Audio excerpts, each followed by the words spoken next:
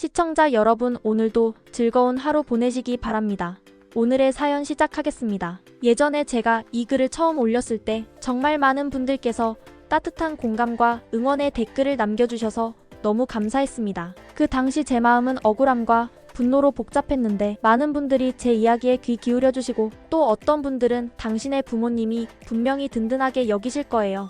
그 상황에서 그렇게 당당하게 행동한 건 정말 잘하신 거예요 라고 말씀해 주셨죠. 그런 말들을 들을 때마다 가슴 한켠이 뭉클했고 한편으로는 내가 틀리지 않았구나 라는 생각에 작은 위안도 얻을 수 있었습니다. 누군가 내 편이 되어준다는 건 그 자체로 큰 힘이 되더라고요. 그 이후에도 여러 가지 생각이 들었습니다. 특히 고모가 저희 아버지께 보낸 그 황당하고 어처구니 없는 편지에 대해 제가 직접 답장을 써서 보낸 일은 사실 아직도 부모님께는 말씀드리지 못했습니다. 그 편지라는 게 단순히 의견 차이나 서운함을 표현한 정도가 아니었거든요. 말도 안 되는 왜곡된 사실들, 모욕적인 표현들, 심지어 부모님을 인격적으로 깎아내리는 말까지 담겨 있어서 읽는 내내 손이 부들부들 떨릴 정도였습니다. 그래서 저도 모르게 펜을 들었고 고모에게 속 시원히 하고 싶은 말을 적어 내려갔습니다. 어떤 표현은 정말 날카롭고 독한 말이었을지도 모르겠습니다. 평소 같았으면 삼켰을 말이었지만 그날만큼은 참지 않았어요.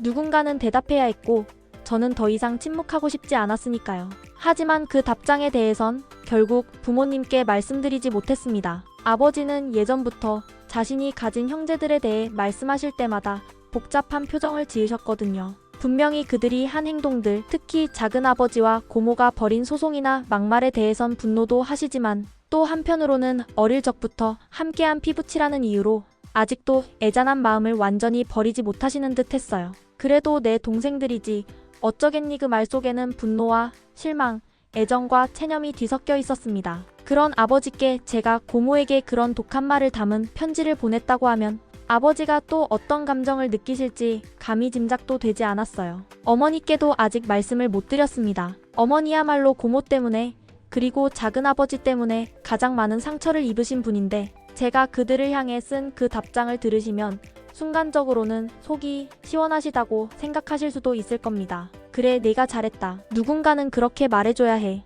아마 그런 반응이었을지도 모르죠. 하지만 또 한편으로는 걱정이 크실 분이기도 합니다. 고모네 쪽에서 괜히 무슨 해코지를 하진 않을까?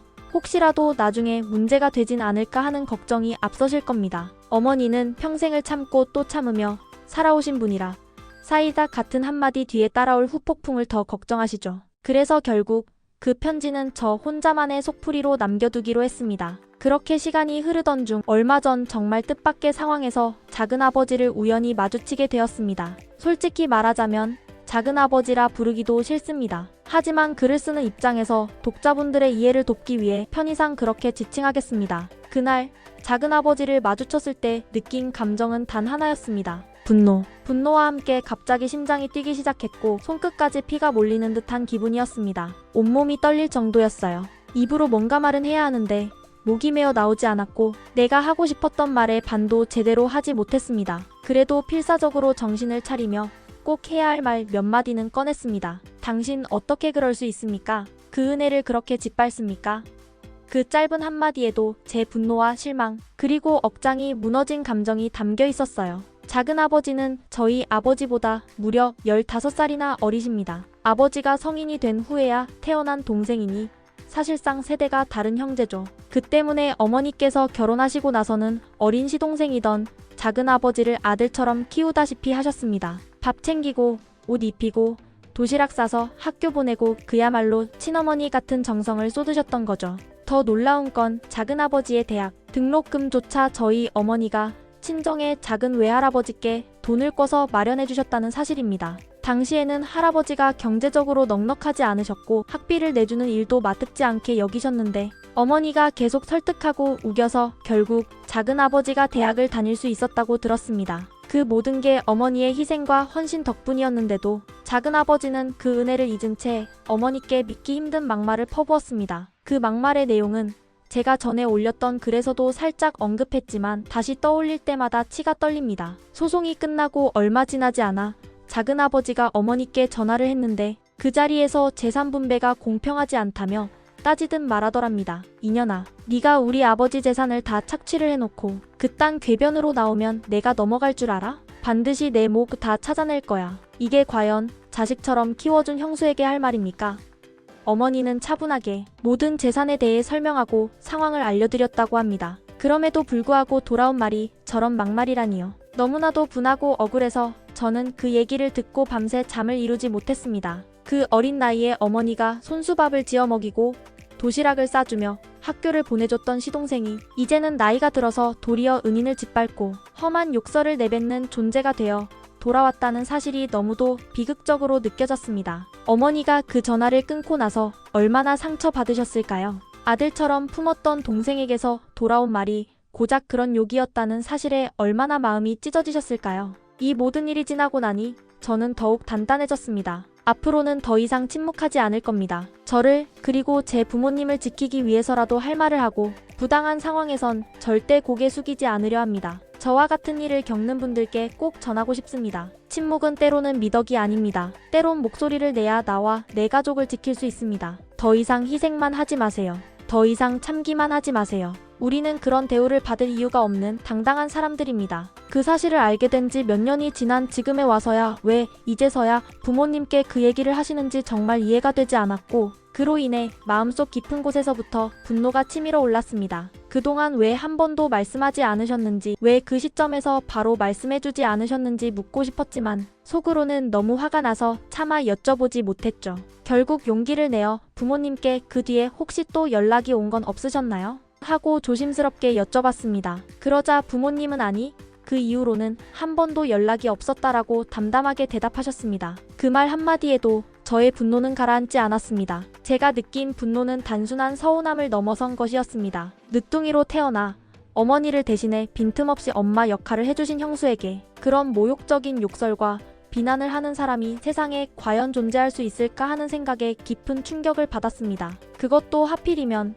목사라는 직업을 가진 사람이 그럴 수 있다는 사실에 더욱 참을 수 없는 분노가 치밀었습니다. 평생 사람들을 위해 희생하고 사랑을 설파해야 할 자가 가까운 가족에게 이런 모진 언행을 했다는 게 도저히 납득되지 않았습니다. 얼마 전 우연히 알게 된 작은아버지가 운영한다는 그 교회가 떠올랐습니다. 그 교회로 찾아가서 직접 만나 따지고 싶은 마음이 불같이 일었죠. 작은아버지가 저지른 만행들과 그분이 부모님에게 무리한 유류분 소송을 걸었던 사실을 알리며 재판 판결문까지 첨부해 그 교회 안팎에 수백 장의 문서를 뿌리고 싶은 충동도 들었습니다. 이런 생각에 잠을 이루지 못하는 밤도 많았습니다. 은혜를 원수로 갚는다는 말이 딱 맞는 상황이었죠. 어머니가 그렇게 믿기 어려운 막말을 들으셨다는 사실에 가슴이 답답하고 뒷목이 뻐근해지는 느낌을 지울 수가 없었습니다. 마음속으로 언젠가 반드시 작은아버지의 그 막된 행동에 대해 똑같이 되갚아주겠다고 다짐했습니다. 그리고 마침내 그 기회가 우연히 찾아왔습니다.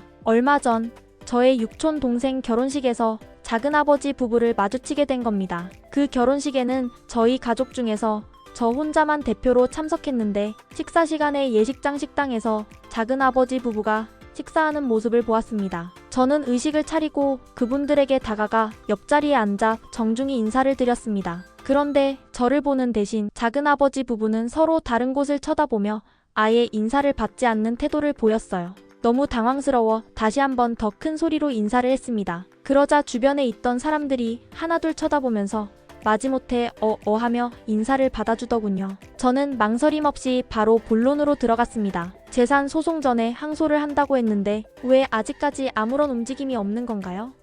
라고 물었지만 아무 대답도 하지 않고 계속 묵묵히 식사를 하더군요. 답변을 하지 않는 태도에 왜 대답을 안 하세요? 라며 다시 한번 물었습니다. 그러자 저는 한 걸음 더 나가서 재산에 공이 없는 주제에 할아버지께서 증여해주신 재산도 꽤 많으니 소송을 해봤자 승산이 없다는 걸 알고 있죠?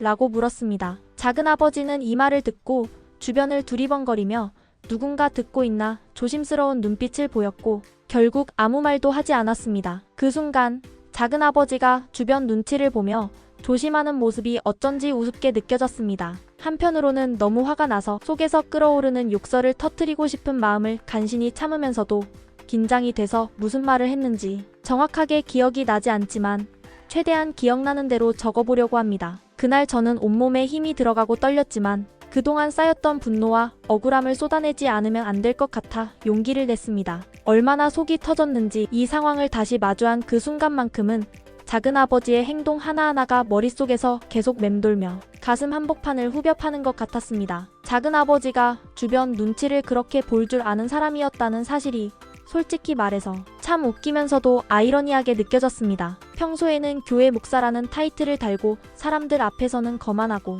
으스대던 그가 정작 이렇게 민감한 상황에서는 눈치 보며 두리번거리고 말 한마디 내뱉기도 조심하는 모습이 저에겐 거의 희극처럼 다가왔어요.